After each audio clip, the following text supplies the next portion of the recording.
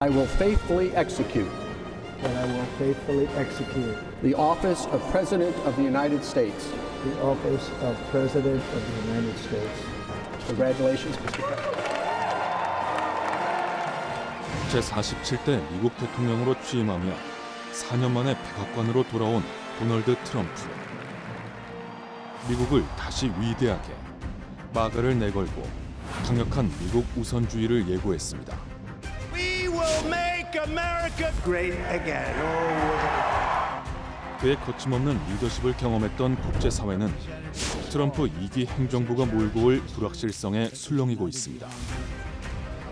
남북관계와 무역 등 현안이 산적한 우리나라도 예외는 아닙니다. 무역 수지 적자라든지 그다음에 미국의 제조업이라든지 아주 속도를 내서 지금 추진을 할 거란 말이죠. 본인의 과거 경험, 또 김정은 위원장과의 어떤 관계 뭐 이런 것들 때문에 탑다운 방식이 유지될 걸로.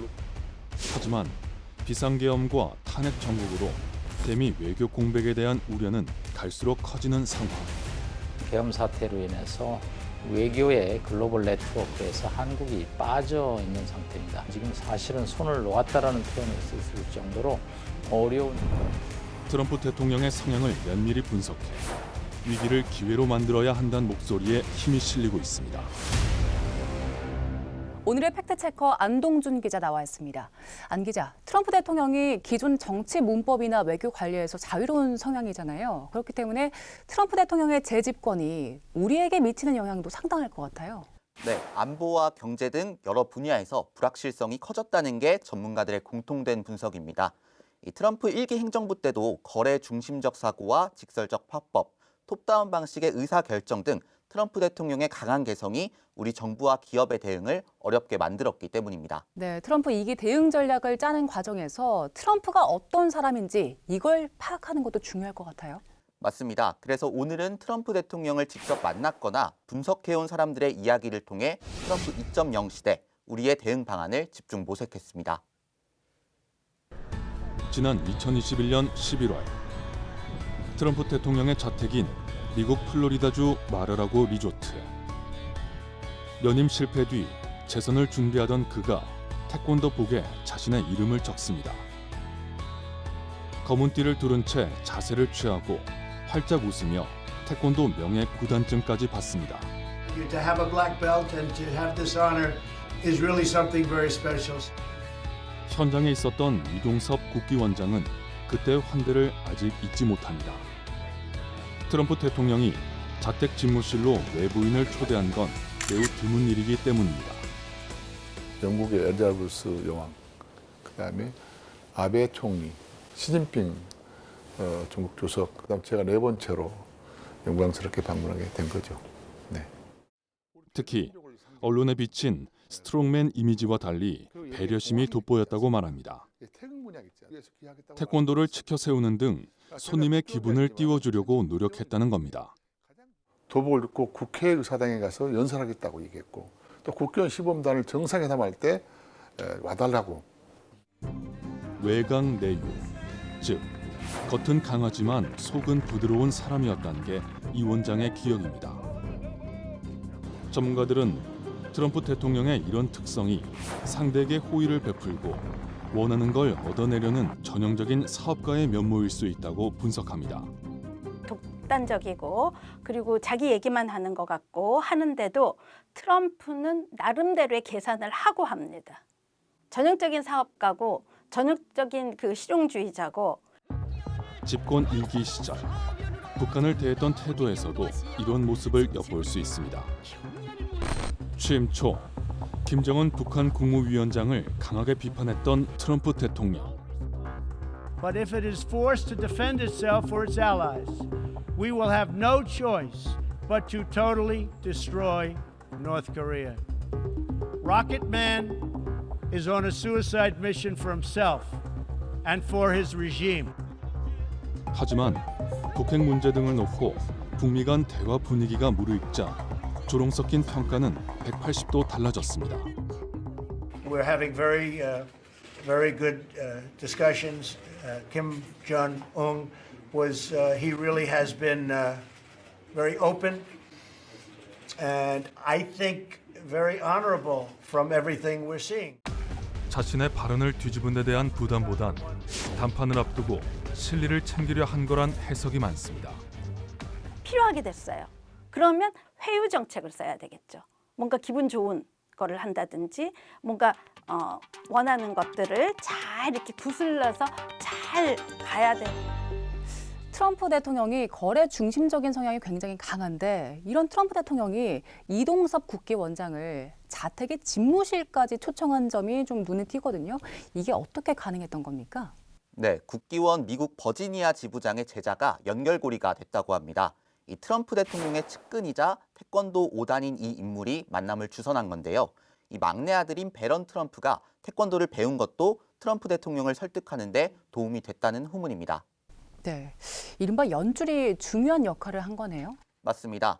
개인적 유대 관계를 중시하는 트럼프 대통령의 특성은 일기 재임 기간 외교 관계에서도 고스란히 드러났습니다. 트럼프 대통령이 손을 내밀자 미소로 화답하는 김정은 북한 국무위원장. 6.25 전쟁 이후 적대 관계를 이어온 북한과 미국의 두 정상이 지난 2018년 처음으로 만났습니다. I feel really great. We're going to have a great discussion, and I think tremendous success. They'll be tremendously successful, and it's my honor, and we will have a terrific relationship. I have no doubt. 새로운 북미 관계 수립, 한반도 평화 체제 구축, 한반도 비핵화, 6.25 전쟁 전사자 유해 송환 등 4개 항에 전격 합의했습니다. 8개월 뒤엔 베트남 하노이에서 2차 회담이 열렸습니다. 북한 비핵화와 미국의 상응 조치와 관련해 구체적 성과물이 나올지 주목됐지만 접점을 찾지 못했습니다. 그렇게 교착 상태에 빠진 듯했던 북미 관계는 얼마 안가 다시 세상을 떠들썩하게 했습니다. 한미 정상회담을 위해 방한한 트럼프 대통령이 SNS로 깜짝 만남을 제안하자 김정은 위원장이 바로 호응한 겁니다. 사실 난 어제 아침에 선생님께서 그런 의향을 표시하신 걸 보고 나 역시 깜짝 놀랐고. 의전과 보안 등 기존 격식을 깨고 성사된 남북미 정상의 판문점 회동. 트럼프 대통령님의 아주 과감하고 독창적인 그런 접근 방식에 대해서 경의를 표하고 싶습니다. 그 막후엔 트럼프 대통령과 김정은 위원장의 브로맨스, 즉 친분이 자리 잡고 있었습니다. 실제로 지난 2018년 4월부터 2019년 8월까지 두 사람 사이의 오간 친선은 알려진 것만 27통. 북핵 문제를 풀고 싶은 트럼프 대통령과 제재 완화를 바라는 김정은 위원장의 이해관계가 맞아떨어진 결과란 분석입니다. 그들의 관심은 자신들의 목적을 달성하는 데 있어서 상대방을 매니지, 즉 다루고 싶다라는 것이죠. 네, 트럼프 대통령이 김정은 위원장과의 친분을 과시해 왔잖아요. 그런데 이번에 재집권을 하면서 다시 북미 정상회담 가능성도 높아진 것 같아요. 맞습니다. 실제로 트럼프 대통령은 취임 당일 김정은 위원장과 잘 지냈다는 점을 강조하며 북미 간 직접 대화 가능성을 열어놨습니다. 특히 북한을 뉴클리어 파워, 즉 핵 능력 보유국으로 지칭해 논란이 일었는데요. 뉴클리어 웨폰 스테이트, 그러니까 미국, 러시아, 영국, 프랑스, 중국 등 5개 나라처럼 핵 확산 금지 조약, NPT 체제에서 합법적으로 핵무기를 가진 공식 핵 보유국은 아니지만 사실상의 핵 보유국으로 인정하려는 것 아니냐는 우려가 제기된 겁니다.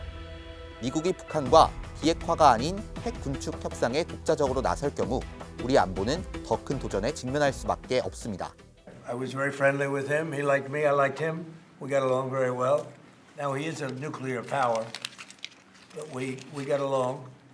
I think he'll be happy to see him coming back.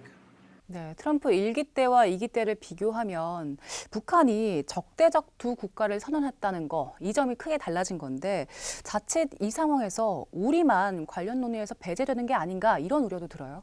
네, 실무진 협의를 거치는 보텀업, 즉 상향식이 아닌 정상 간 담판, 그러니까 톱다운 방식을 선호하는 트럼프 대통령의 성향을 고려할 때 기우가 아닐 수도 있습니다. 트럼프 1기 행정부 시절 북한 문제를 다루는 미국 고위급 관료들과 여러 차례 회담했던 천혜성 당시 통일부 차관. 트럼프 대통령을 직접 보진 못했지만 과감한 리더십은 여실히 느낄 수 있었습니다. 관례와 관행을 깬 비전통적 의사결정 방식에 한반도 정세가 급변하고 있었기 때문입니다. 그때 이제 남북 정상회담 또 북미 정상회담이 이어지는 그런 상황을 겪으면서 약간 호랑이 등에 올라탔다라는 생각을 했습니다. 한편으론 걱정되면서도 다른 한편으론 수십 년간 풀지 못한 북핵 문제 해결의 실마리가 될 수 있을 거란 생각마저 들었습니다. 우리는 등에 올라탈 수밖에 없었고 정신을 똑바로 잘 차리고 떨어지지 않는다면 오히려 더 우리가 생각했던 것보다 훨씬 빨리 어떤 목표점에 도달할 수도 있겠다. 트럼프 대통령의 외교 문법을 잘 활용하면 기회를 잡을 수도 있다는 건데 문제는 경랑에 휩싸인 현재 국내 정치 상황입니다. 대북 정책을 둘러싼 그런 협의가 있어야 되는데 현실적으로 현재의 한국 상황을 고려했을 때 미국이 얼마나 그런 협의를 할 수 있을지에 대한 우려가. 우크라이나 전쟁 등 주요 외교 현안에 대한 트럼프 대통령의 언급에서 한국이 후순위로 밀리면서 이른바 패싱 우려는 현실이 되고 있습니다. That brought the Koreans in, North Korea. Another man I get along with very well. I'm the only one that does. 정관계 인맥을 총동원해 북한 비핵화와 한반도 평화의 중요성을 트럼프 행정부 인사들에게 적극 알려야 한다는 주장이 나오는 이유입니다. 트럼프의 여러 가지 시나리오에 대해서 국회는 국회대로 또 정당은 정당대로 미국에 사람을 보내고 트럼프 주변을 만나고. 네, 외교 공백을 서둘러서 메워야 할 것 같은데 당장 방위비 분담금 문제도 발등에 불이잖아요. 맞습니다. 트럼프 대통령은 집권 1기 때 주한미군 방위비 분담금 대폭 인상을 주장했고 지금은 그 이상을 요구하고 있습니다. 트럼프 대통령이 우리나라를 머니머신, 현금 인출기라고 얘기하기도 했잖아요. 네, 미국의 동맹국들이 자국의 안보를 위해 충분한 비용을 부담하지 않는다는 트럼프 대통령의 안보 무임승차론이 우리에게도 큰 압박으로 다가올 것으로 보입니다. 해외 미군 기지 가운데 최대 규모로 한미 동맹의 상징과도 같은 평택의 캠프 험프리스. 축구장 2천여 개 규모의 부지엔 다양한 군사 장비와 시설이 배치된 건 물론 미군과 그 가족들이 머물고 있습니다. 지난 2017년 방한한 트럼프 대통령이 제일 먼저 찾을 만큼 동북아 지역 미군 전력의 핵심으로 꼽힙니다. 트럼프는 최근 용산에서 이전을 마친 미 8군 사령부에서 북한 핵 미사일 위협을 비롯한 한반도 안보 상황에 대해 보고를 받은 뒤 평택기지 건설 비용은 전체 108억 달러 가운데 90% 이상을 한국이 부담했는데 트럼프 대통령은 만족하지 않은 것으로 전해졌습니다. 매년 10억 달러, 1조 원 이상인 한국 측 방위비 분담금 규모에도 불만을 나타냈습니다. 부자 나라가 안보 무임승차를 해선 안 된다는 논리로 청구서를 내밀었습니다. We don't want to be subsidizing rich countries at the disadvantage to us, so that makes me a little bit different. 일기 재임 시절엔 기존의 5배인 50억 달러를 주장했는데 2기 때는 10배인 100억 달러를 요구할 가능성이 있습니다. 한 해 10조 원이 넘는 돈입니다. If I were there now, they'd be paying us $10 billion a year. And you know what? They'd be happy to do it. It's a money machine, South Korea. 한국을 압박하기 위해 주한미군 철수 엄포를 놓거나 한 발 더 나가 실제 일부 병력을 뺄 수도 있습니다. 거센 재협상 요구에 우리 정부는 어떻게 대응해야 할까? 전문가들은 우선 전임 바이든 행정부와의 합의, 즉 국가 간 약속 준수란 명분을 강조할 필요가 있다고 조언합니다. 향후 5년간 방위 분담금에 대해서 합의했기 때문에 우리 국회도 비준받았기 때문에 양국 협상안을 존중을 하라 이런 식으로 가야 되겠죠. 예. 미국의 대중국 전략 차원에서 주한미군의 역할을 부각하고 활동 반경 확대를 인정해 압박 수위를 낮출 필요가 있다는 의견도 있습니다. 주한미군을 한반도에만 묶어놓는 것이 아니라 미국이 필요하다면 순환을 시키고 그다음에 활용을 할 수 있게 길을 열어주는 거죠. 물론 주한미군이 해외 분쟁에 개입했을 때 한국 또한 의도치 않게 휘말릴 수 있는 만큼 신중해야 한다는 지적 역시 만만치 않습니다. 그래서 일각에선 자체 핵무장을 바라는 한국 내 일부 여론을 적절히 활용해 대미 협상력을 높여야 한다는 주장까지 내놓고 있습니다. 선제적으로 분담금 인상을 파격 제안해 트럼프 대통령에게 성과 홍보 기회를 주고 대신 실리를 챙기는 방안도 거론되는 카드입니다. 대신 실리를 챙긴다.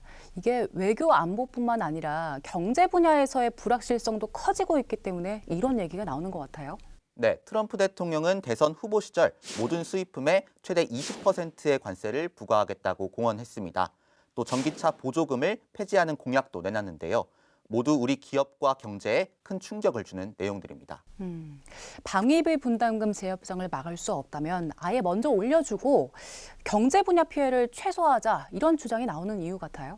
네, 그만큼 우리 기업이 처한 상황이 녹록지 않다는 의미일 겁니다. 트럼프 대통령과 멜라니아 여사 사이에서 환하게 웃고 있는 여성. 고 아베 신조 전 일본 총리의 부인 아베 아키에 여사입니다. 현직 일본 총리보다도 먼저 재집권에 성공한 트럼프 대통령을 만난 겁니다. 트럼프 1기 시절 각별한 사이를 자랑했던 트럼프 대통령과 아베 전 총리의 인연 덕분입니다. 당시 미일 관계는 역대 최상으로 평가되는데 그냥 만들어진 게 아니었습니다. 아베 전 일본 총리가 트럼프 대통령을 만날 때마다 들고 갔다는 지도입니다. 지난번에 만났을 때보다 여기에 일본 기업이 투자한 공장이 더 생겼고 고용도 이만큼 더 늘어났다는 걸 설명한 겁니다. 이 후나바시 요이치 전 아사히 신문 주필은 이런 노력이 트럼프의 마음을 움직였다고 평가했습니다. 이런 사례는 개별 기업에도 비슷하게 적용될 수 있습니다. 정영진 신세계그룹 회장은 지난해 12월 마르라고 리조트를 찾아 트럼프 당선인과 대화를 나눴습니다. 저는 그 사람들한테 대한민국은 저력 있는 나라니까 믿고 기다려달라. 저희는 빨리 정상으로 찾아올 거다. 그 얘기까지만 했습니다. 현대자동차 그룹은 미국 상하원과 싱크탱크 등에 자신들이 미국에 기여하는 부분을 설명하는 책자를 만들어 배포했습니다. 트럼프 2기. 커지는 불확실성에 적극 대비하는 겁니다. 지금 전기차 내지는 배터리 우리 기업이 투자한 곳에서는 대부분이 이제 일자리에 굉장히 긍정적인 기여를 하고 있기 때문에 기여도를 설명하는 거는 매우 중요한 거라고. 다른 나라 기업의 사정도 크게 다르지 않습니다.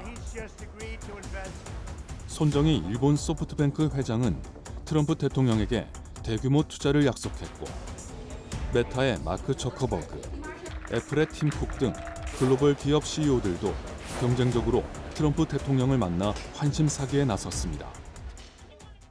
네, 워낙 여러 분야에서 큰 변화가 예상되기 때문에 인맥과 역량을 총동원해서 리스크를 관리하려고 하는 것 같아요. 맞습니다. 특히 예측이 쉽지 않은 트럼프 대통령의 강한 개성이 주요 변수로 등장한 만큼 모두 촉각을 곤두세우는 모습인데요. 이럴 때일수록 정부와 기업, 정치권 등이 머리를 맞대야 한다는 지적이 일고 있습니다. 정부와 기업이 진짜 원팀으로 가서 미국을 설득해야 하는 문제이기 때문에 네, 위기를 기회로 만들고 또 실리를 챙길 수 있는 대책을 서둘러 찾아야 할 것 같습니다. 안 기자 수고 많았습니다.